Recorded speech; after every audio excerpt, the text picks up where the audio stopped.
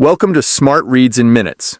Today we're diving into Atomic Habits by James Clear with a detailed chapter-by-chapter summary. Let's get started. The fundamentals: why tiny changes make a big difference. James Clear begins Atomic Habits by challenging the traditional belief that dramatic transformations require massive efforts. He argues that small, incremental improvements, which he calls atomic habits, compound over time and lead to remarkable results. The core idea is that making minor adjustments consistently, even if they seem insignificant at first, can produce exponential progress in the long run. Clear emphasizes that the key to personal and professional growth is not relying on willpower or motivation alone, but rather designing a system that makes positive behaviors automatic. He illustrates this with real-life examples, such as the British cycling team, which implemented tiny performance-enhancing improvements in different areas, leading to unprecedented success. This concept of marginal gains, where improving by just 1% every day compounds into massive success over time, is a crucial theme throughout the book. A major takeaway from this section is that people often focus too much on setting ambitious goals while neglecting the systems and processes that drive consistent behavior. Clear argues that habits shape identity and that true behavior change occurs when actions align with the person you believe yourself to be. Instead of focusing on what you want to achieve, he suggests focusing on who you wish to become. By shifting focus to identity-based habits, individuals can make lasting changes that feel natural and automatic rather than forced. Clear also explains that bad habits work in the same way but in reverse. Small negative behaviors, if left unchecked, can compound into major problems. Whether it's eating unhealthy food daily, procrastinating on work, or skipping exercise, these habits accumulate and lead to long-term failure. The key to overcoming this is understanding how habits form, how they function, and how they can be intentionally shaped for better outcomes. Chapter 1: The Surprising Power of Atomic Habits. In this chapter, James Clear introduces the concept of atomic habits, explaining that they are small, fundamental units of behavior that act as building blocks for larger changes. He emphasizes that these habits are atomic in two ways. First, because they are tiny and easy to implement, and second, because they form the foundation for larger systems of behavior. Unlike drastic lifestyle overhauls that often fail due to their difficulty, atomic habits are simple and sustainable. One of the key ideas Clear presents is the plateau of latent potential. The idea that progress is often invisible for a long time before it suddenly becomes apparent. He compares this to an ice cube sitting in a cold room. At first, increasing the temperature by a degree doesn't seem to make any difference. But once it crosses the melting point, the ice starts to change rapidly. Similarly, many people quit their habits too early because they don't see immediate results, not realizing that the effects are building beneath the surface. Clear argues that success is not the result of a single massive action, but rather the accumulation of small habits repeated consistently over time. He introduces the power of compound growth, showing how habits follow an exponential trajectory. Just like money compounds in a bank account, good habits compound into remarkable personal growth, while bad habits compound into failure and stagnation. To illustrate this point, he uses the example of a bamboo tree. For years, the tree barely grows above the ground, but beneath the soil, its roots are expanding. Then, suddenly, after a few years of unseen progress, the tree shoots up at an incredible rate. The same principle applies to habits. Consistent, small efforts may seem insignificant at first, but they create deep roots for future success. Clear also challenges the traditional goal-setting approach, arguing that systems are more important than goals. Most people focus on the outcome they desire, but what truly matters is the process that leads to that outcome. He provides the example of athletes where both winners and losers set similar goals, yet it's the daily systems and habits that determine who succeeds. Goals define the direction, but systems create the process that gets you there. By the end of this chapter, Clear sets up the foundation of the book. Habit formation is not about sudden transformation, but about continuous, incremental progress. He encourages readers to trust in the process, focus on small improvements, and allow positive behaviors to compound over time. Chapter 2: How Your Habits Shape Your Identity, and Vice Versa. James Clear begins this chapter by addressing a common struggle: why bad habits seem to stick while good ones are difficult to maintain. He argues that the key to habit formation lies not just in what we want to achieve, but in how we see ourselves. Many people attempt to change habits by focusing on their outcomes: losing weight, writing a book, or saving money. However, Clear introduces the concept of identity-based habits, arguing that lasting change comes from transforming our identity. Instead of focusing on external results, he suggests that we shift our mindset to who we want to become. For instance, instead of saying, "I want to run a marathon," one should aim to become a runner. This subtle but powerful shift makes habits easier to sustain because they align with a person's sense of self rather than being forced actions. Clear introduces the three layers of behavior change: outcomes, processes, and identity. The outermost layer, outcomes, consists of tangible goals, such as losing weight or earning more money. The second layer, processes, includes the systems and habits we develop to reach those goals, like exercising daily or budgeting wisely. However, the deepest and most transformative layer is identity, our beliefs, self-perception, and worldview. He explains that many people start at the outcome level and work inward, but true and lasting change happens when identity is the starting point. If a person sees themselves as a healthy person, they will naturally adopt the behaviors of someone who eats well and exercises regularly, rather than simply trying to follow a restrictive diet. To illustrate this, Clear shares an example of two people who are trying to quit smoking. When offered a cigarette, one person responds, "No thanks, I'm trying to quit," while the other replies, "No thanks, I'm not a smoker." The first statement implies a struggle against an old identity, while the second reflects a deeper transformation. This distinction is crucial because behavior that aligns with our identity feels effortless, while habits that contradict it require willpower and often fail in the long run. The more we reinforce an identity through consistent action, the more natural those behaviors become. Each habit is like a vote for the type of person we wish to be, and the accumulation of these votes eventually shapes our self-image. Clear also highlights the dangers of an identity that becomes too rigid. He warns that people can become trapped in their past identities, saying things like, "I'm bad at math," or "I'm not a morning person," which reinforces limiting beliefs. These self-imposed labels become barriers to growth, making change difficult because they feel like an attack on the self. The solution, he suggests, is to be flexible with identity. Embrace the idea that it is always evolving, rather than a fixed trait. True self-improvement requires continuously editing and upgrading one's identity, rather than clinging to outdated beliefs. In the final part of the chapter, Clear explains how identity change is a gradual process that happens through repeated small actions. A person becomes a writer by writing consistently, a musician by playing an instrument daily, and a fit person by exercising regularly. Each action reinforces the chosen identity and builds confidence. He emphasizes that habits should not be seen as merely a means to an end, but as a way of becoming a particular type of person. The real power of habits, he concludes, lies in their ability to shape not just our behaviors, but our entire self-concept. The chapter closes with a fundamental question. Instead of asking what one wants to achieve, Clear encourages readers to ask, "Who do I wish to become?" Chapter 3: How to Build Better Habits in 4 Simple Steps.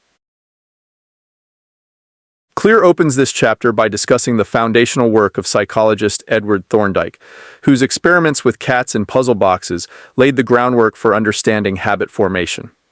Thorndike found that behaviors followed by satisfying outcomes became more likely to be repeated. This principle, later known as the law of effect, explains why certain habits persist while others fade. Clear builds on this by introducing the habit loop, a concept that breaks down habits into four essential stages: cue, craving, response, and reward. These four stages serve as the backbone of habit formation, helping to explain why habits develop and how they can be intentionally shaped. The first stage, the cue, is the trigger that initiates behavior. It could be anything from seeing a notification on your phone to feeling hungry or stressed. Cues are environmental, emotional, or situational signals that prompt habitual actions. The second stage, craving, represents the motivational force behind a habit. It is not the cue itself, but the desire it creates that drives behavior. For example, smelling coffee in the morning doesn't make someone drink it. The craving for alertness does. The third stage, response, is the actual behavior performed, whether it's checking a phone, drinking coffee, or biting nails. The final stage, reward, is the benefit received, which reinforces the habit. If the reward is satisfying, the brain remembers the sequence and repeats it in the future. Over time, this cycle becomes automatic. Clear explains that these four stages make up every habit, whether positive or negative.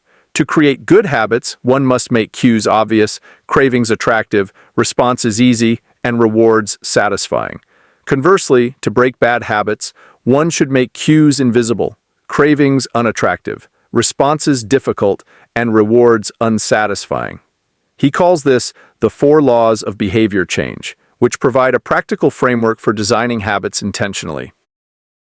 The first law, make it obvious, involves structuring the environment to encourage positive habits.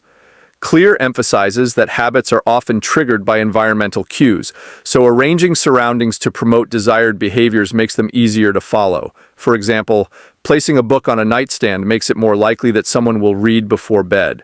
The second law, make it attractive, capitalizes on the human brain's tendency to be drawn to pleasurable experiences.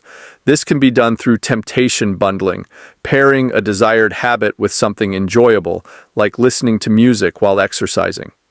The third law, make it easy, emphasizes the importance of reducing friction. People are more likely to stick with a habit if it requires minimal effort, which is why starting small, such as doing just one push-up, can be an effective strategy. The final law, make it satisfying, focuses on immediate gratification. Since habits are reinforced by their rewards, making them instantly pleasurable increases the likelihood of repetition. This is why people who track their habits with a checklist or reward themselves for progress are more likely to stick with their goals. Clear emphasizes that understanding these principles allows people to take control of their habits rather than letting them form passively. By designing environments and behaviors around these four laws, habits can be built and sustained more effectively. He concludes the chapter by stating that habits are not just about willpower, but about designing systems that make success inevitable. Instead of relying on motivation, people should focus on structuring their lives in ways that make good habits natural and bad habits difficult. Chapter 4. The Man Who Didn't Look Right. James Clear begins this chapter with a fascinating story about a paramedic who attended a family gathering and, upon seeing her father-in-law, immediately insisted that he go to the hospital. Though he felt fine, she had an unshakable sense that something was wrong. Hours later, he was undergoing life-saving surgery after doctors discovered a severe arterial blockage. This paramedic could not explicitly explain what she had noticed about his appearance, but years of experience working with heart failure patients had given her an intuitive ability to recognize signs of distress before they became obvious. Her ability to diagnose his condition was based on pattern recognition, a skill developed through repeated exposure to similar cases. Clear uses this story to illustrate the human brain's incredible capacity for picking up on cues without conscious awareness. He explains that habits function in a similar way. They emerge from patterns we engage with repeatedly until they become automatic. This ability to detect patterns without actively thinking about them is crucial in many professions. Military analysts, for example, can instantly identify an enemy missile from a radar blip, even when it looks nearly identical to friendly aircraft. Museum curators can sense a forgery even without knowing exactly what gives it away. Experienced radiologists can glance at a brain scan and predict where a stroke may occur. The brain, Clear explains, is a prediction machine that constantly processes information from the environment and filters out what is relevant. Through repeated exposure, it learns to recognize the subtle cues that indicate a specific outcome, often before conscious thought kicks in. Clear ties this concept to habit formation by emphasizing that the first step to building better habits is awareness. Many of our daily actions are performed unconsciously, driven by cues we may not even realize exist. The problem is that when habits become automatic, we stop paying attention to them, making it difficult to change them. He argues that the key to behavior change is making these unconscious habits visible. If a habit is invisible, we can't correct or improve it. He introduces the idea of the habit scorecard, a simple tool for increasing awareness. By writing down daily routines and labeling them as positive, negative, or neutral, we can begin to recognize patterns and identify which behaviors support or hinder our goals. The first law of behavior change, make it obvious, relies on this principle. Before we can improve a habit, we must first bring it into the light. Chapter 5. The best way to start a new habit. Clear opens this chapter by discussing a 2001 study conducted in Great Britain, in which researchers worked with 248 people to improve their exercise habits. The participants were divided into 3 groups. The first was a control group that simply recorded their workouts. The second, known as the motivation group, was given additional information on the benefits of exercise, including how it reduces the risk of heart disease. The third group received the same motivational material, but was also asked to create a concrete plan for when and where they would exercise. They completed a statement that specified the exact day, time, and place they would work out. The results were striking. While only about 35% of participants in the first 2 groups exercised at least once per week, a staggering 91% of those in the third group stuck to their exercise habit. This study introduced the concept of implementation intentions, a strategy that dramatically increases the likelihood of following through on a behavior. Clear explains that many people fail to build new habits because they lack clarity. Vague intentions like, I want to exercise more, or I should eat healthier, often lead to failure because they lack a specific plan of action. The key to making a habit stick is to tie it to a concrete time and place.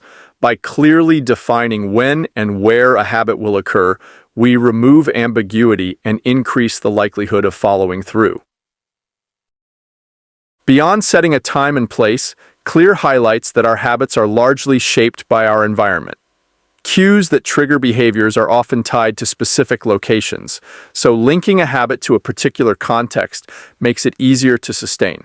For instance, people who study in the same spot each day are more likely to concentrate because their brain associates that location with focus.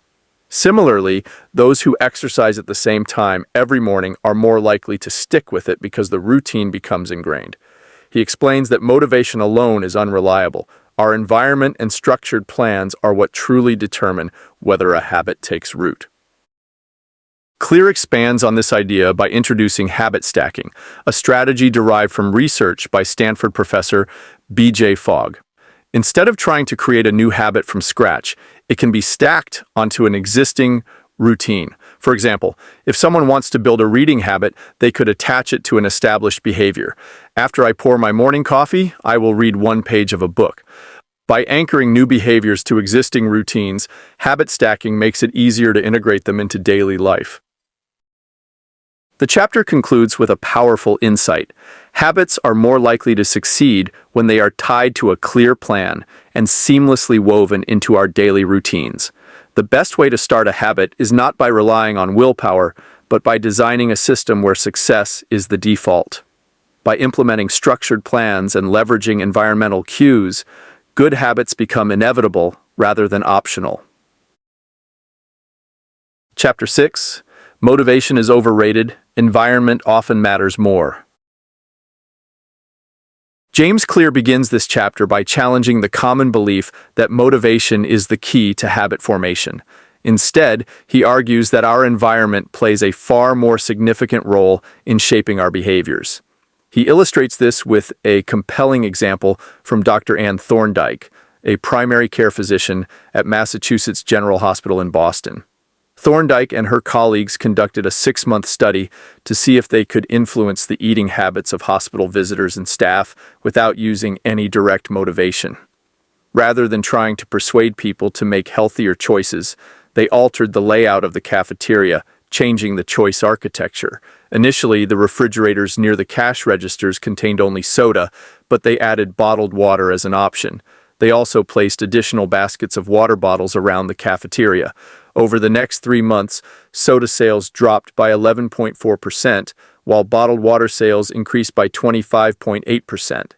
Similar adjustments were made to food placement, leading to healthier choices without anyone consciously deciding to improve their diet. This experiment highlights one of the book's central themes. People often choose behaviors not because of deep intention, but because of convenience and visibility. If an unhealthy snack is sitting on the counter, people are likely to eat it, even if they weren't craving it. If a TV remote is in plain sight, turning on the television becomes an automatic action. Clear emphasizes that our habits are deeply context-dependent, shaped by the environments in which they occur. He reinforces this idea with the concept of environmental design, which suggests that restructuring our surroundings can lead to better habits. For example, if a person wants to read more, they should place books in easily accessible areas. If someone wants to work out consistently, they should keep their exercise gear visible and ready to use. The key is not to rely on willpower, but to make desirable behaviors the most obvious and convenient choices. Clear references the work of psychologist Kurt Lewin, who formulated the equation B equals F of P and E, meaning behavior is a function of the person in their environment. This suggests that while personal traits and intentions matter, they are significantly influenced by surroundings. The effect of environmental cues can be seen in everyday life. People whisper in churches without thinking about it, feel more cautious in dark alleys, and are more likely to eat popcorn in a movie theater regardless of whether they are hungry. Our behavior is often dictated by these external forces rather than conscious decision-making. The chapter also explores the concept of suggestion impulse buying, a term coined by economist Hawkins Stern. He found that people frequently buy items not because they need them, but because of how they are presented. Stores strategically place products in high-visibility areas, knowing that shoppers will purchase items simply because they are convenient. This same principle applies to personal habits. If a cue for a behavior is easy to see and access, the habit is more likely to form. Conversely, if a negative habit is tied to an environmental cue, removing or changing that cue can help break the habit.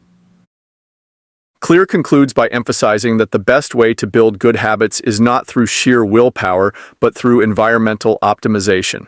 The most disciplined people are not necessarily those with stronger willpower. Rather, they are individuals who have designed their environment in a way that minimizes bad options and makes good behaviors easy to perform. He advises readers to take control of their surroundings by making positive cues obvious and negative ones invisible. In this way, behavior change becomes a natural outcome rather than a constant struggle. Chapter 7. The Secret to Self-Control. Clear opens this chapter with a surprising historical example from the Vietnam War. In 1971, U.S. Congressmen Robert Steele and Morgan Murphy discovered that over 15% of American soldiers in Vietnam were heroin addicts. This revelation caused national concern, as it was assumed that these soldiers would return home and struggle with lifelong addiction.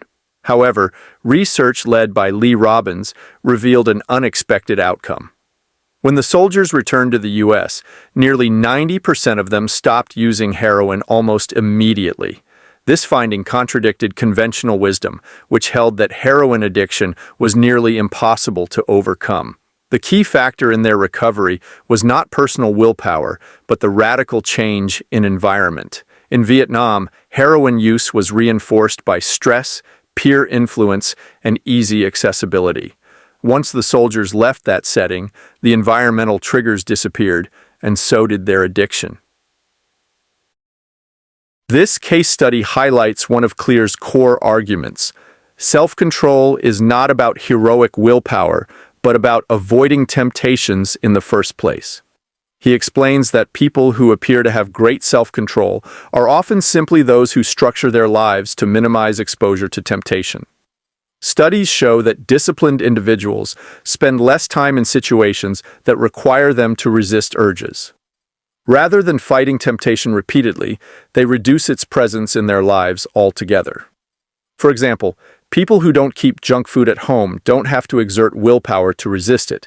They simply don't encounter the temptation. Clear further illustrates this idea with the story of Patty Olwell, a therapist who quit smoking decades ago. For years, she had no cravings for cigarettes until she got back on a horse.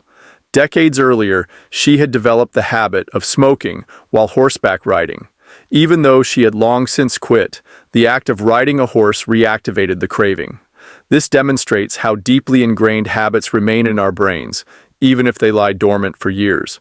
Once a habit is encoded, the urge to act resurfaces when the original environmental cues return. This is why many addiction treatment programs fail. A person recovering from addiction may stay clean while in a rehab facility where all environmental triggers are removed.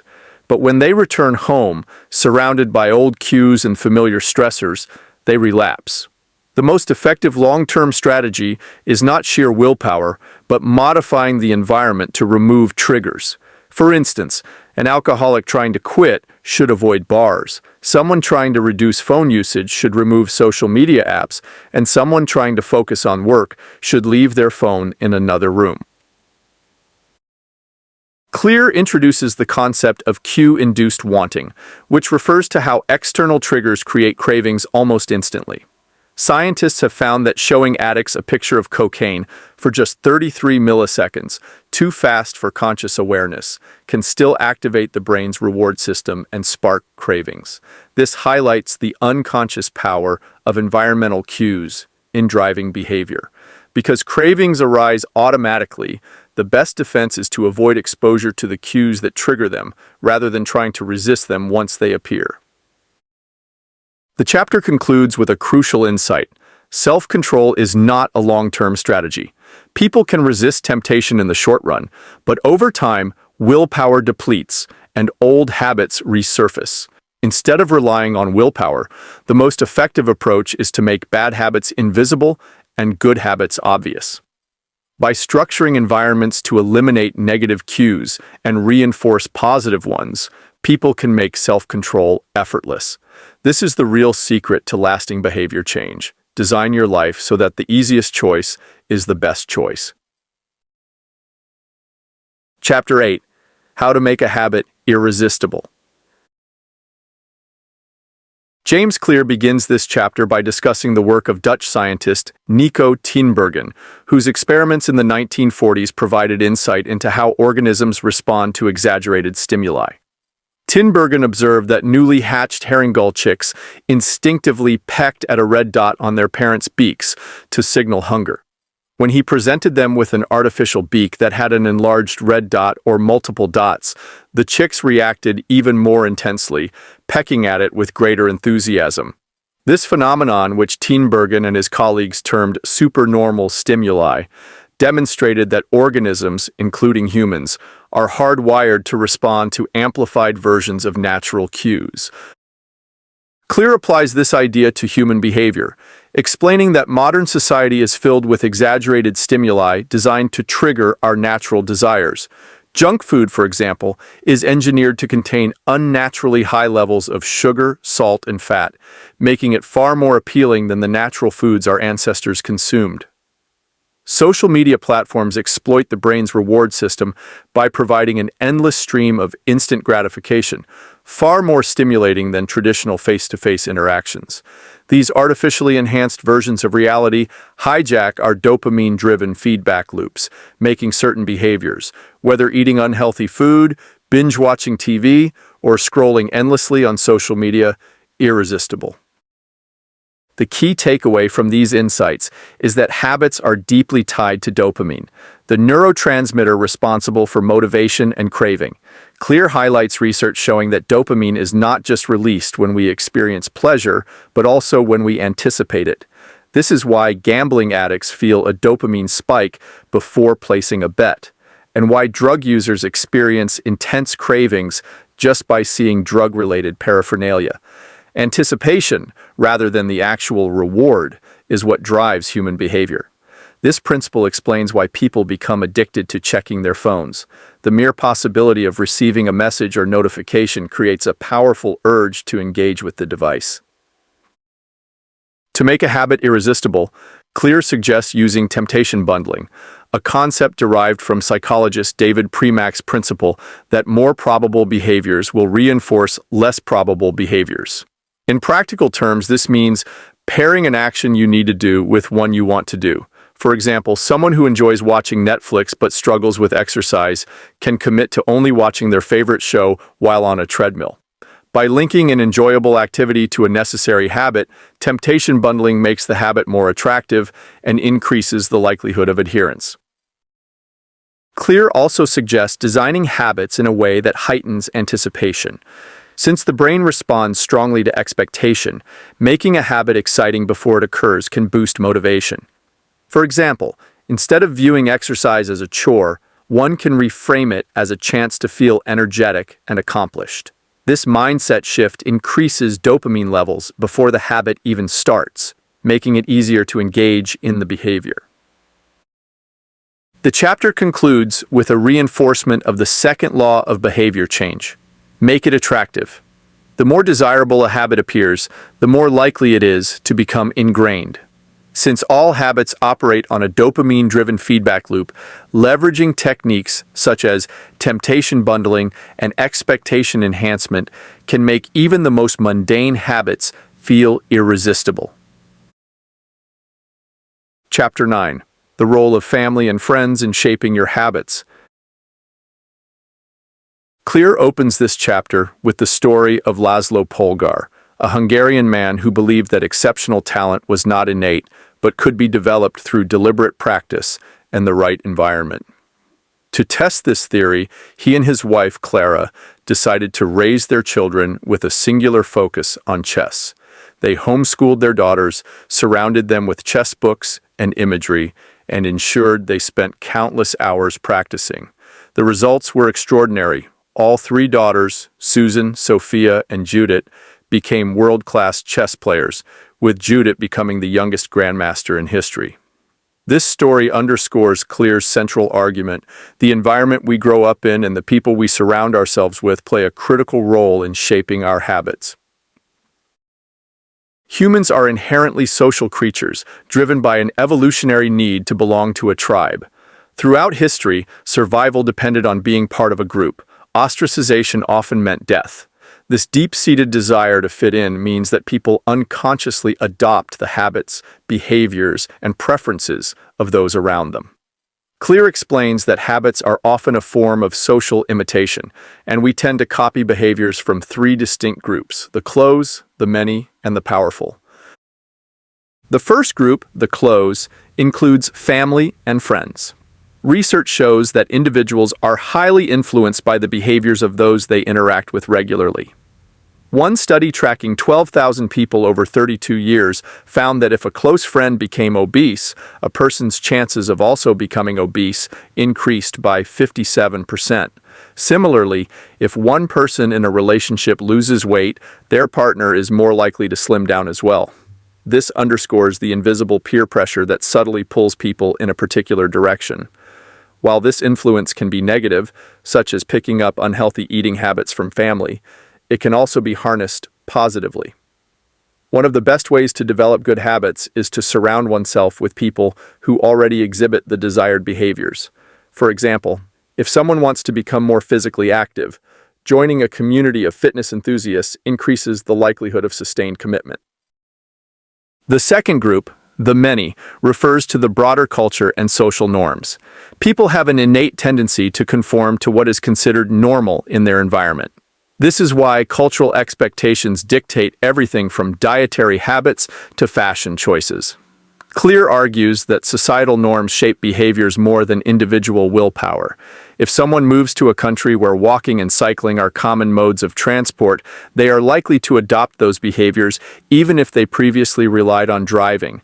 This principle suggests that changing one's environment to align with desired habits is more effective than relying on personal discipline. The third group, the powerful, consists of individuals with high status or prestige. People instinctively mimic those they admire because high-status individuals often have traits associated with success and desirability. This explains why trends in fashion, fitness, and lifestyle often originate from celebrities, influencers, or business leaders. Clear emphasizes that leveraging this effect can help in habit formation. If someone wants to develop better financial habits, following the practices of financially successful individuals can provide motivation and structure. Clear concludes with a key insight. The best way to develop good habits is to join a culture where the desired behavior is normal. Habits are more likely to stick when they provide a sense of belonging. Instead of trying to force oneself into a new routine, it's more effective to become part of a community that naturally reinforces that behavior. This social reinforcement not only makes habits easier to maintain, but also transforms them into an integral part of one's identity. Chapter 10: How to Find and Fix the Causes of Your Bad Habits. James Clear begins this chapter by highlighting how people often misunderstand the real reasons behind their bad habits. Most habits, whether good or bad, exist because they serve a deeper need. People rarely smoke just for the sake of smoking or overeat just for the sake of eating. These behaviors fulfill underlying emotional or psychological needs. Clear argues that if we want to break bad habits, we must first identify the root causes that drive them. He explains that habits provide solutions to recurring problems in our lives, even if they are harmful in the long run. Smoking, for instance, may alleviate stress, and excessive screen time may serve as an escape from boredom. The key to breaking a bad habit is not simply resisting the urge to engage in it, but replacing it with a healthier alternative that satisfies the same fundamental need. To illustrate this point, Clear introduces the concept of cue-induced wanting, which refers to how external cues trigger automatic cravings. Studies show that even the mere sight of cigarettes can prompt cravings in smokers, just as the smell of fresh cookies can make someone crave sugar. This means that most bad habits are not driven by willpower, but by automatic responses to environmental triggers. For example, someone who habitually eats junk food while watching TV may find that simply sitting on the couch triggers the craving to snack. By identifying these cues, people can take proactive steps to alter their environment and reduce their exposure to triggers. Clear also discusses the importance of reframing the way we perceive bad habits. Many people view bad habits as temptations they must resist, but he argues that a more effective approach is to make them unattractive. He shares the example of Alan Carr's famous book, The Easy Way to Stop Smoking, which helped countless smokers quit by changing the way they thought about cigarettes. Rather than focusing on what they were giving up, Carr encouraged smokers to see cigarettes as something that controlled them and made their lives worse. By shifting their perspective, they lost the desire to smoke, making quitting much easier. Clear suggests that people apply this principle to any bad habit by focusing on its downsides. Instead of viewing social media as a fun distraction, one could reframe it as something that steals time and erodes focus. Instead of seeing junk food as a treat, one could see it as a cause of low energy and poor health. By shifting the mental association, the habit becomes less appealing. Another strategy. Clear introduces his inversion of the second law of behavior change, making bad habits unattractive. He explains that one way to do this is by creating an identity that opposes the habit. If someone identifies as a healthy person, they are less likely to smoke, binge eat, or neglect exercise. When a behavior contradicts a person's identity, it becomes harder to sustain. By reinforcing a positive self-image, people naturally gravitate toward behaviors that align with their new identity. In the final part of the chapter, Clear reiterates that habits are deeply rooted in the human brain, which is wired to seek immediate rewards. Since bad habits often provide instant gratification, breaking them requires introducing an alternative that provides a similar level of satisfaction. He encourages people to experiment with different ways to fulfill their needs without falling back into destructive patterns. The key takeaway is that breaking bad habits is not about sheer willpower, but about understanding the deeper needs they fulfill and finding better ways to satisfy them. Change becomes much easier when people address the causes rather than just the symptoms of their habits. Chapter 11. Walk slowly, but never backward. This chapter begins with a fascinating experiment conducted by Jerry Uelsman, a professor at the University of Florida. He divided his photography students into two groups. The first group was told they would be graded solely on the quantity of photographs they produced. The more photos they took, the higher their grade. The second group, however, was instructed to focus on quality and submit only one perfect photograph. At the end of the semester, Uelsman made an unexpected discovery. The best photos came not from the quality focus group, but from the quantity group. The students who took more photos improved over time, learning from their mistakes and refining their skills. Meanwhile, those who focused on quality spent too much time theorizing about what a perfect photo should look like, and, as a result, failed to produce anything remarkable. Clear uses this experiment to illustrate a crucial principle of habit formation. Repetition is more important than perfection. Many people fall into the trap of waiting for the perfect conditions before starting a new habit. They spend time planning, researching, and strategizing, but never actually take action. Clear argues that motion, planning and preparation, is often mistaken for action, actually doing the habit. While motion feels productive, it does not lead to real progress. The key to success is to focus on repetition and improvement, rather than perfection. Clear introduces the concept of standardizing before optimizing, which means getting into the habit of showing up before worrying about perfect execution. He argues that most people try to optimize too early, focusing on finding the best workout plan, the best diet, or the best study method before they have even built the habit of consistency. The problem with this approach is that without regular practice, there is nothing to optimize. Instead, he suggests starting small and building momentum. For example, instead of obsessing over the ideal workout routine, one should simply commit to going to the gym regularly, even if the workouts are not perfect. Once consistency is established, fine-tuning can come later. Another key theme in this chapter is the idea that habit formation is not a one-time event, but a continuous process. The goal is not to make rapid progress, but to avoid regressing. Clear explains that progress is rarely linear. People will have good days and bad days, but the most important thing is to keep moving forward, even if it's at a slow pace. He shares a simple rule: never miss twice. If a person skips a workout, they should make sure to get back on track the next day. If they break their reading streak, they should pick up a book again as soon as possible. The danger of missing multiple times is that it creates a new habit, the habit of inconsistency. The chapter also highlights the idea that habits compound over time. Just as small bad habits accumulate into larger problems, small good habits accumulate into remarkable results. Someone who writes 200 words per day may not seem to be making much progress, but over a year, they will have written a full book. Someone who exercises for just 15 minutes a day may not see dramatic changes immediately, but over time, they will build strength and endurance. The key is to maintain forward momentum, no matter how small the steps may be.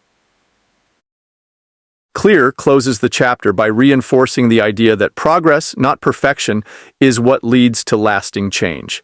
Many people become discouraged when they don't see immediate results, but he reminds readers that habits are built through continuous, incremental progress. The most successful people are not necessarily the most talented or the most motivated, they are the ones who show up consistently. The lesson of the chapter is clear. It does not matter how fast someone moves forward, as long as they never move backward. Chapter 12. The Law of Least Effort. James Clear introduces the law of least effort, which states that human behavior naturally follows the path of least resistance.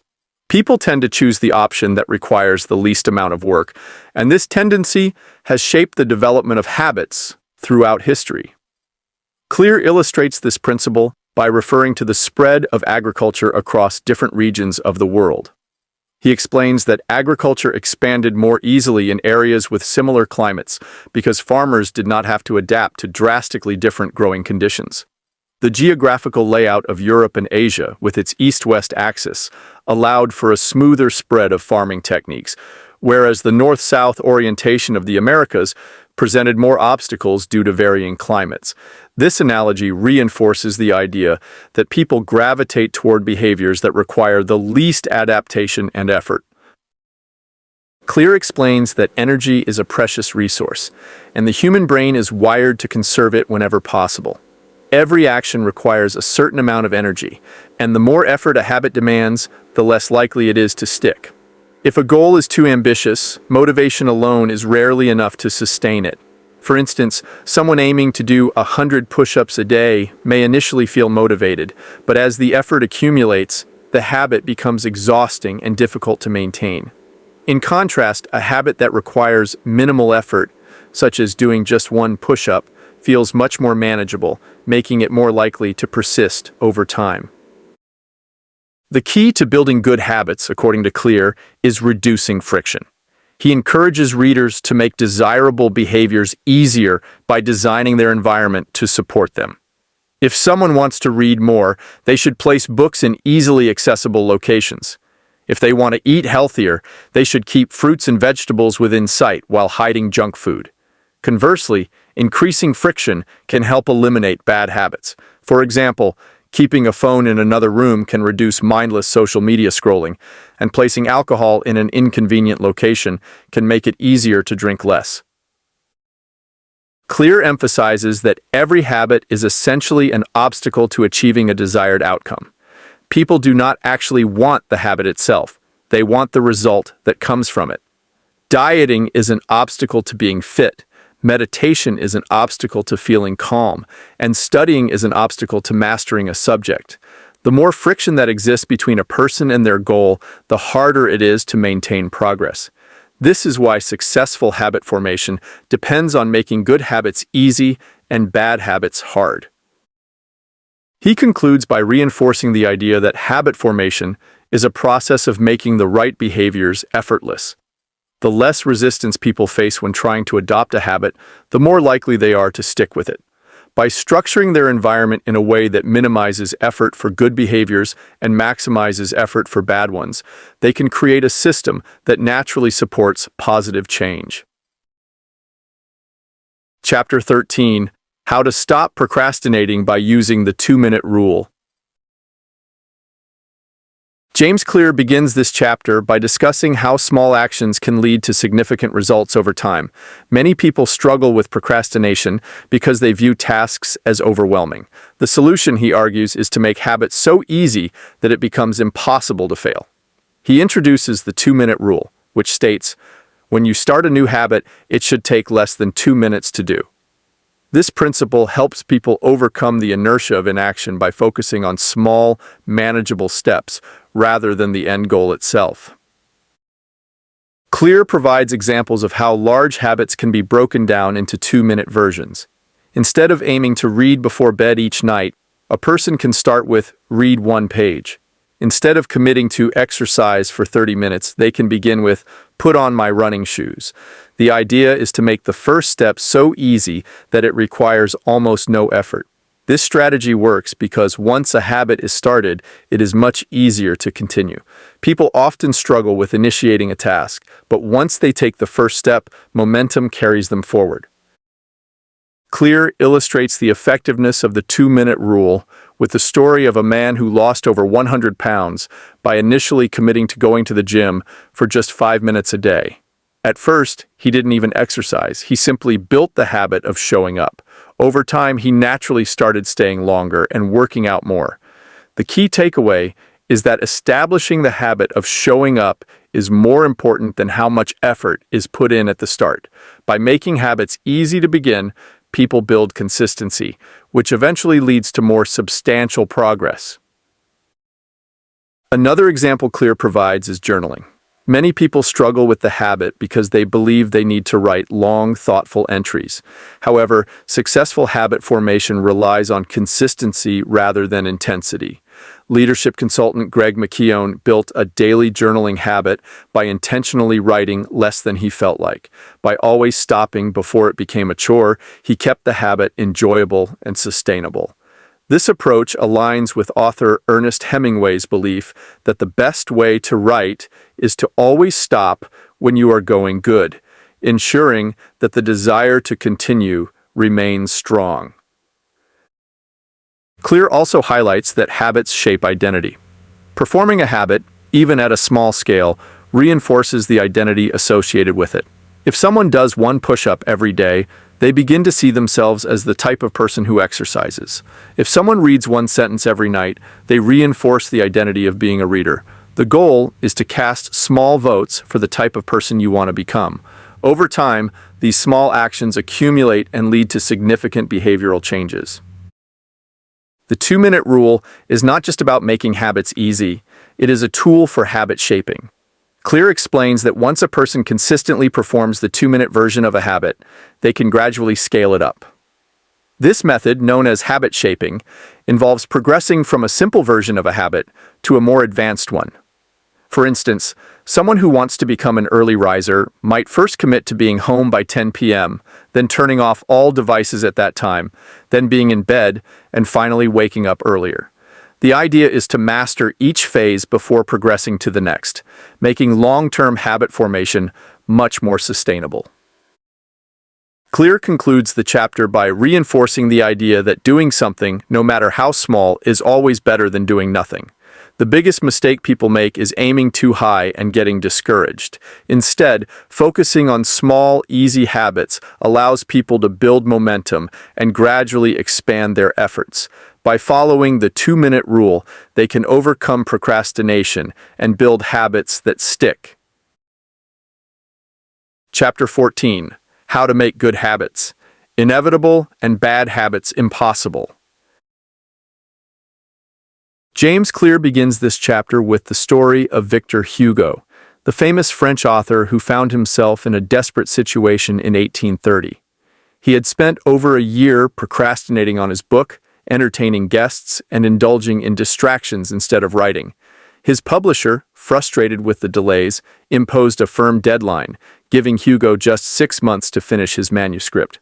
Determined to complete his work, Hugo devised a drastic strategy. He locked away all his clothes, leaving himself with only a shawl to wear. With no option to go outside, he was forced to remain indoors and write. This extreme method worked. Hugo completed The Hunchback of Notre Dame 2 weeks ahead of schedule. This anecdote illustrates one of the core principles of the chapter, making bad habits difficult and good habits inevitable. Clear explains that Hugo unknowingly employed a commitment device, a psychological tool that locks in future behavior by eliminating choices that could lead to failure. A commitment device is a preemptive decision that restricts undesirable behaviors and makes desirable ones easier.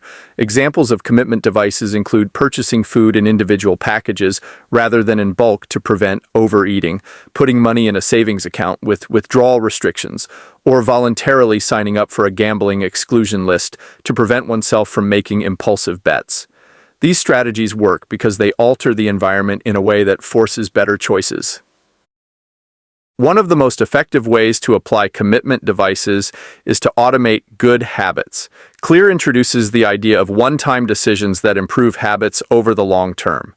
These are single actions that provide continuous benefits without requiring constant effort. For example, setting up an automatic transfer to a savings account ensures regular financial growth without requiring willpower. Buying a high-quality mattress leads to better sleep without daily effort. Using a standing desk encourages movement without needing reminders. The power of these one-time decisions is that they create a system where good behaviors happen naturally, reducing the friction that often makes habits difficult to maintain. Another powerful method to make habits inevitable is leveraging technology. Clear describes how one of his colleagues, Nir Eyal, used an outlet timer to control his internet access. Every night at 10 p.m., the timer would cut off power to his router, preventing him from mindlessly browsing the internet and ensuring he got to bed on time. Similarly, some people use website blockers to prevent distractions while working. By using technology to automate good habits and restrict bad ones, people can eliminate the need for self-control. Clear concludes the chapter by emphasizing that successful habit formation is not just about discipline, but about smart design. If an individual struggles with sticking to a plan, they should not rely on willpower alone, but should instead restructure their environment to make bad habits difficult and good habits automatic. By using commitment devices, automating behaviors, and making strategic one-time decisions, people can create a system where good habits become inevitable and bad habits become impossible. Chapter 15: The Cardinal Rule of Behavior: Change. James Clear begins this chapter by explaining the fundamental psychological principle that governs habit formation. Immediate rewards drive behavior. He explores the evolutionary background of this phenomenon, stating that for most of human history, our ancestors lived in an immediate return environment. Early humans needed to secure food, shelter, and safety in the present moment. Long-term planning was not a priority. As a result, the human brain evolved to prioritize instant gratification. While this was advantageous in prehistoric times, it has created challenges in the modern world, where many of the best habits, saving money, exercising, and eating healthy, only produce results after weeks or months of effort. In contrast, bad habits, such as smoking, binge eating, or procrastination, offer immediate pleasure despite their long-term consequences. This tendency is known in psychology as time inconsistency, which refers to the brain's preference for immediate rewards over future benefits. Clear illustrates this concept with everyday examples. Why do people continue to smoke despite knowing the long-term risks? Why do people skip workouts when they know exercise leads to better health? The answer lies in the fact that bad habits have short-term rewards, while good habits have delayed gratification. This misalignment makes it difficult to build positive habits and easy to fall into negative ones. To counteract this, Clear proposes harnessing the power of immediate reinforcement. The best way to make good habits stick is to attach an immediate reward to them. He shares the example of a woman who wanted to build a habit of going to the gym. To motivate herself, she linked her workouts to an instant reward. After every gym session, she would visit a sauna, something she genuinely enjoyed. By pairing exercise, a long-term benefit, with a short-term reward, the sauna, she made the habit far more enjoyable and easier to maintain. This strategy, known as habit reinforcement, helps bridge the gap between present effort and future rewards. Another powerful approach Clear discusses is tracking progress through visual cues. The simple act of marking an X on a calendar each day a habit is completed creates a psychological incentive to continue. This is known as the Seinfeld strategy, based on comedian Jerry Seinfeld's method of writing jokes daily and marking his progress on a calendar. The visual representation of progress provides an immediate sense of accomplishment, making the habit more satisfying. This approach is also seen in financial savings apps that show immediate progress after each contribution, reinforcing positive behaviors. Clear also explores the role of accountability in sustaining habits. Humans are social creatures who care about how they are perceived by others. Leveraging this, he suggests using accountability partners or habit contracts to create external reinforcement. A habit contract is a written agreement where an individual commits to a behavior and establishes immediate consequences for failing to follow through. For example, someone trying to quit social media might give a friend access to their accounts and have them change the passwords if they fail to stick to their plan. Another example is entrepreneur Thomas Frank, who set up an automatic tweet saying, "It's 6:10 a.m. and I'm not up because I'm lazy. Reply to this for $5 via PayPal." If he failed to wake up on time, he had to send money to random followers. This form of social accountability makes habits more likely to stick by adding immediate negative consequences for failure. Clear concludes the chapter by reinforcing the cardinal rule of behavior change. What is immediately rewarded is repeated, and what is immediately punished is avoided. Since the human brain is wired to prioritize short-term rewards, the key to long-term habit formation is bringing future benefits into the present moment. This can be done through reinforcement strategies, progress tracking, social accountability, and structuring habits to provide immediate satisfaction. By designing habits that are instantly rewarding, people can overcome their natural inclination toward instant gratification and build lasting positive behaviors. Chapter 16: How to Stick with Good Habits Every Day. James Clear begins this chapter with the story of Trent Deersmid, a young stockbroker in Canada who used a simple system to stay consistent in his work. Every morning he placed 2 jars on his desk, one filled with 120 paper clips and the other empty. Each time he made a sales call, he moved one paper clip from the full jar to the empty one. By the end of the day, if all the paper clips had been transferred, he knew he had done his job. Within 18 months, Deersmid was generating millions in revenue and had secured a high-paying position at another company. Clear uses this story to illustrate the power of visual habit tracking, a technique that reinforces behavior by making progress tangible. Habit tracking works because it provides immediate visual feedback and a sense of accomplishment. When people see their progress, they feel motivated to continue. Tracking habits creates a reinforcement loop where small daily wins accumulate into long-term success. Clear explains that this principle is at play in various contexts, from workout logs to budgeting apps to progress bars on websites. The human brain responds well to visual indicators of success, which is why strategies like crossing off days on a calendar or marking progress in a journal can make habits more satisfying. One of the key principles of habit tracking is never break the chain. This idea, popularized by comedian Jerry Seinfeld, suggests that once a person establishes a habit, they should strive to maintain a streak. Even if the daily effort is small, consistency compounds over time. However, Clear warns against becoming obsessed with perfect streaks. Life is unpredictable and missing a day is inevitable at some point. The real danger is missing twice, as this creates a new habit. The habit of not doing the activity. The best approach is to recover quickly after a missed day and get back on track as soon as possible. Clear also addresses the psychological benefits of tracking progress. Many people struggle to maintain habits because they feel like their efforts are not producing results. By measuring small wins, they can stay motivated even when long-term rewards are not yet visible. However, he cautions against focusing too much on numbers. While tracking can be powerful, it should not overshadow the actual behavior being reinforced. For example, someone trying to lose weight might obsess over the scale rather than celebrating other indicators of progress, such as improved energy levels or better sleep.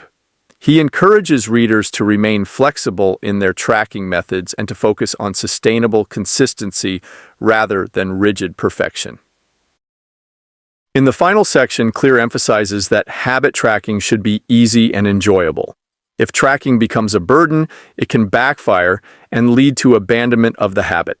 He suggests using simple methods, such as placing an object in a designated spot after completing a habit or using an app that requires minimal effort. The goal is to make progress obvious and satisfying without adding unnecessary complexity. He concludes by reiterating that the key to long-term success is showing up consistently, even in small ways, and using tracking as a tool to reinforce that behavior. Chapter 17. How an accountability partner can change everything. James Clear opens this chapter with an unconventional story about Roger Fisher, a Harvard law professor who specialized in negotiation and conflict resolution. During the Cold War, Fisher proposed a radical idea to prevent nuclear war: implant the nuclear launch codes inside a volunteer's body. If the U.S. president wanted to launch a nuclear strike, he would first have to personally kill the volunteer to retrieve the codes. Fisher argued that the immediate, visceral cost of this action would force the president to deeply consider the consequences of his decision. While the idea was never implemented, it underscores a key principle of behavior change. Making bad habits immediately unsatisfying discourages them, while making good habits immediately satisfying reinforces them. Clear explains that accountability is a powerful tool for behavior change because humans are social creatures who care about how they are perceived by others. When people know someone else is watching, they are far less likely to skip commitments or engage in undesirable behaviors. This is why group workouts, mentorship programs, and business partnerships often lead to better results than solo efforts. Accountability partners create a system of external reinforcement, making it easier to maintain discipline. One of the most effective ways to introduce accountability is through a habit contract. Clear shares the story of Brian Harris, an entrepreneur who wanted to lose weight. Harris drafted a written contract outlining his goal, the daily actions required to achieve it, and the consequences of failure. If he missed a day of tracking his food intake, he had to pay his personal trainer $200. If he failed to meet his goals over a longer period, he had to wear formal office clothes every day, a significant inconvenience for someone who preferred casual attire. By creating immediate, tangible consequences for failure, Harris ensured he remained committed to his habit. Another example Clear provides is Thomas Frank, an entrepreneur who struggled with waking up early. To hold himself accountable, Frank set up an automated tweet that would post at 6:10 a.m. each morning, stating that he had failed to wake up on time. His followers could then reply and claim $5 from him via PayPal. This method leveraged public accountability and financial consequences to reinforce his habit. Since he did not want to lose money or embarrass himself, he was highly motivated to get out of bed on time. Clear explains that public commitments significantly increase the likelihood of success. When people announce their goals to friends, family, or social media, they create an expectation that they must follow through. The potential embarrassment of failing publicly can be a strong motivator. However, he warns against prematurely celebrating goals before they are achieved. Some research suggests that announcing a goal too early can create a false sense of accomplishment, reducing actual motivation to complete it. In the final section, Clear emphasizes that the more immediate and severe the consequences of breaking a habit, the more likely a person is to follow through. People often fail to maintain habits because the negative consequences of skipping them are delayed. For example, missing a workout does not lead to immediate weight gain, and failing to save money does not lead to instant financial ruin. By introducing instant costs, people can make bad habits more painful and good habits more rewarding. Clear concludes the chapter by encouraging readers to find an accountability partner and, if possible, implement a habit contract. Whether through a formal agreement, a public challenge, or a simple commitment to a friend, having an external force reinforcing a habit dramatically increases the chances of success. The key takeaway is that social and psychological reinforcement can make or break habits, and the right system of accountability can transform behavior. Chapter 18. The Truth About Talent: When Genes Matter and When They Don't. James Clear begins this chapter by exploring the role of genetics in shaping success. He compares two world-class athletes, Michael Phelps, the Olympic swimmer, and Hicham El Guerrouj, the Moroccan middle-distance runner. Phelps, who is 6 feet 4 inches tall, has a long torso and short legs, an ideal build for swimming. El Guerrouj, who is 5 feet 9 inches, has long legs and a shorter torso, perfect for running. Both men are elite athletes, but their success is largely due to how well their natural physiology aligns with their respective sports. If Phelps had tried to become a runner, or El Guerrouj a swimmer, they would likely have struggled despite their talent and dedication. This example sets up Clear's main argument. The key to maximizing success is to choose a field that aligns with your natural abilities. Clear acknowledges that while hard work and effort are essential, talent plays a significant role in determining success. Some people are naturally inclined toward specific skills, and ignoring this fact can make life unnecessarily difficult. He explains that picking the right habit can make all the difference. If a person chooses an activity that comes naturally to them, they are more likely to stick with it and see progress. For example, someone with a natural sense of rhythm may find it easier to develop a habit of playing the drums, whereas someone who struggles with coordination may find the same task frustrating. To illustrate how people can leverage their natural strengths, Clear introduces the explore-exploit trade-off, a concept from machine learning. In the early stages of habit formation, people should explore different activities to find what suits them best. Once they identify an area where they excel, they should exploit that advantage by doubling down on it. This means that early experimentation is crucial, but once a person finds an area where they perform well, they should focus their energy on improving in that specific field. Clear also discusses how personality traits influence habit formation. He explains that psychological research has identified 5 broad personality traits: openness to experience, conscientiousness, extroversion, agreeableness, and neuroticism that play a significant role in determining which habits feel natural. For example, extroverts are more likely to enjoy habits that involve social interaction, while introverts may find solitary activities more fulfilling. Understanding one's personality can help in choosing habits that are easier to sustain. The final section of the chapter focuses on genetics as a guide rather than a limitation. While people cannot change their genetic makeup, they can choose environments that play to their strengths. Rather than forcing oneself into a role that feels unnatural, Clear advises readers to work hard on the things that come easy. He emphasizes that the best strategy is to pick a game where the odds are already in your favor. By selecting habits that align with natural talents and inclinations, people can increase their chances of long-term success while minimizing unnecessary struggle. Chapter 19: The Goldilocks Rule: How to Stay Motivated in Life and Work. James Clear begins this chapter with the story of Steve Martin, one of the most successful comedians of all time. Martin's rise to fame did not happen overnight. It took him 10 years of learning, 4 years of refining, and 4 years of wild success. His journey illustrates a critical principle of habit formation. People stay motivated when they work on challenges that are neither too easy nor too difficult. This concept is known as the Goldilocks Rule, which states that people experience peak motivation when working on tasks that are just on the edge of their abilities. Not too simple to be boring, but not too hard to be discouraging.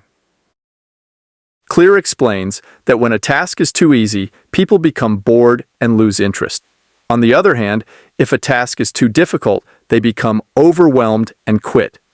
The key to long-term motivation is to operate in the Goldilocks zone, where a challenge is manageable but still requires effort.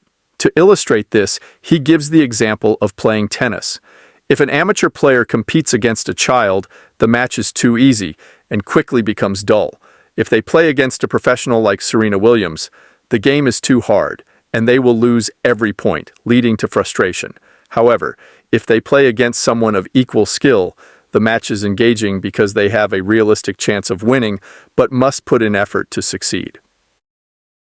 Clear introduces the Yerkes-Dodson law, a psychological principle that describes how motivation peaks when arousal levels are balanced between boredom and anxiety. If a task is too easy, motivation drops due to lack of stimulation. If a task is too hard, motivation drops due to excessive stress. The sweet spot for motivation is found in challenges that push just beyond a person's current skill level. Research suggests that people are most likely to achieve flow state, a mental state where they are completely immersed in an activity, when a task is about 4% more difficult than their current ability. While this level is difficult to measure precisely in everyday life, the key takeaway is that habits need to evolve gradually to remain engaging. Clear also explains that progress is essential for sustained motivation. When people see improvement, they are more likely to continue working on a habit. However, improvement must be balanced with variety, as doing the same thing repeatedly can lead to boredom. For this reason, people should regularly introduce small changes to their habits, whether by increasing difficulty, changing the approach, or incorporating novelty. This keeps habits fresh and prevents stagnation. The final section of the chapter addresses the biggest obstacle to long-term success: boredom. Clear argues that boredom, rather than failure, is the main reason people abandon good habits. Once the novelty of a new habit wears off, it becomes routine, and people often lose interest.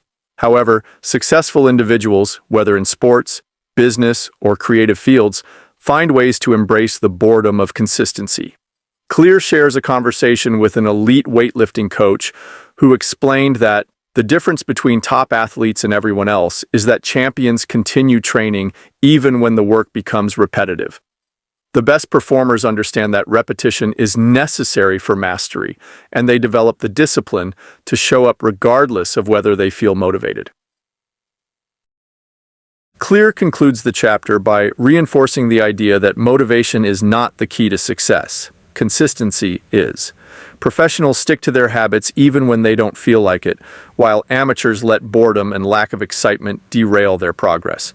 He encourages readers to focus on falling in love with boredom, learning to enjoy the daily grind of repetition, because that is what separates those who succeed from those who give up. The Goldilocks rule provides a simple framework for staying motivated. Keep habits challenging but manageable, embrace small improvements, and push through the inevitable phases of boredom to reach mastery. Chapter 20. The Downside of Creating Good Habits. James Clear begins this chapter by emphasizing that habits form the foundation of mastery. Whether in sports, business, or personal development, achieving excellence requires developing habits that automate fundamental skills. He provides the example of chess players who must first internalize the basic movements of each piece before advancing to strategic play. Similarly, basketball players must master dribbling before they can refine their offensive and defensive techniques. The strength of habits lies in their ability to free up mental resources, allowing individuals to focus on higher-level thinking and advanced skills. Once a habit becomes automatic, it enables deeper learning and more sophisticated problem-solving. However, Clear warns that the benefits of habits come at a hidden cost. As habits become ingrained, people become less sensitive to feedback and more likely to fall into mindless repetition. When an action is executed automatically, it becomes easier to overlook small errors and assume continued improvement, even when stagnation or decline is occurring. Research suggests that after mastering a skill, performance often slightly declines over time, not because of a lack of ability but because complacency sets in. This is particularly problematic in activities that require precision, such as medicine, aviation, and creative fields, where small mistakes can accumulate unnoticed. Clear explains that while automaticity is useful for routine tasks, like brushing teeth or making coffee, it can be dangerous when people stop reflecting on whether their habits are still serving them. Many people continue doing things the same way for years without questioning whether improvements could be made. This is why elite performers don't just rely on habit, they combine automatic behaviors with deliberate practice. While habits build consistency, deliberate practice ensures continuous growth. Clear summarizes this with a simple formula: habits plus deliberate practice equals mastery. The best performers actively review and refine their skills, rather than settling for good enough. A basketball player who has mastered dribbling must then focus on fine-tuning their weaker hand. A surgeon who can perform a standard procedure flawlessly must still adapt to new techniques and medical advancements. Mastery is achieved not by repeating the same behaviors indefinitely, but by constantly pushing beyond existing limits. Clear concludes the chapter by urging readers to periodically evaluate their habits to ensure they remain effective. Life is constantly changing, and what worked in the past may not be the best approach in the present. Those who fail to review their habits risk being trapped by outdated behaviors. The antidote to this is regular self-reflection and adjustment, ensuring that habits continue to support growth rather than hinder it. Conclusion: the secret to results that last. James Clear begins the conclusion by presenting the Sorite's paradox, an ancient Greek thought experiment that asks whether a single coin can make someone rich. If a person has 10 coins, they are not rich. But if they add another coin and another, at some point, they will have a fortune. This paradox highlights a fundamental truth. Small changes, when compounded over time, lead to massive transformation. The same principle applies to habits. No single habit will drastically change a person's life overnight, but a collection of consistent small habits will eventually create profound results. Clear reinforces the core idea of atomic habits. True success is not achieved through a single 1% improvement, but through thousands of them stacking up over time. At first, small changes may seem insignificant. Meditating for 1 minute, reading 1 page, or taking a short walk may not seem like they make a difference. However, just as a tiny grain of sand can eventually tip a scale, these small habits accumulate into meaningful progress. Over time, consistent improvements shift momentum, making success feel effortless rather than forced. Throughout the book, Clear has shared stories of Olympic athletes, world-class artists, and high-achieving professionals. Despite their different backgrounds, all of these individuals followed the same fundamental process. They committed to tiny, sustainable, and relentless improvements. He stresses that success is not a finish line to cross, but a system to refine continuously. This echoes the principle from Chapter 1. If you're struggling to change your habits, the problem isn't you, it's your system. Bad habits persist not because of a lack of willpower, but because the underlying system does not support change. To reinforce this, Clear revisits the 4 laws of behavior change. Make it obvious, make it attractive, make it easy, and make it satisfying. He explains that any behavior can be modified by systematically working through these 4 principles. Whenever someone struggles with a habit, they can diagnose the issue using these laws. Is the habit difficult to remember? Make it obvious. Is it unappealing? Make it attractive. Does it require too much effort? Make it easy. Is it unsatisfying? Make it rewarding. These 4 laws serve as a repeatable framework for lifelong improvement. Clear concludes by stating that there is no permanent finish line in self-improvement. Growth is a continuous cycle, and the secret to lasting success is to never stop making small improvements. He illustrates this with examples. A business that keeps innovating will thrive. An athlete who keeps training will stay at the top, and a person who keeps learning will remain knowledgeable. Atomic habits are not just about making tiny changes. They are about unlocking the power of continuous improvement. Small habits do not merely add up, they compound into extraordinary results. And that's a wrap on Atomic Habits by James Clear. If you found these insights valuable, please give this video a like and subscribe to the channel. I'd love to hear your biggest takeaways. And if there's a book you'd like me to summarize next, let me know in the comments. See you in the next one. With much love and gratitude.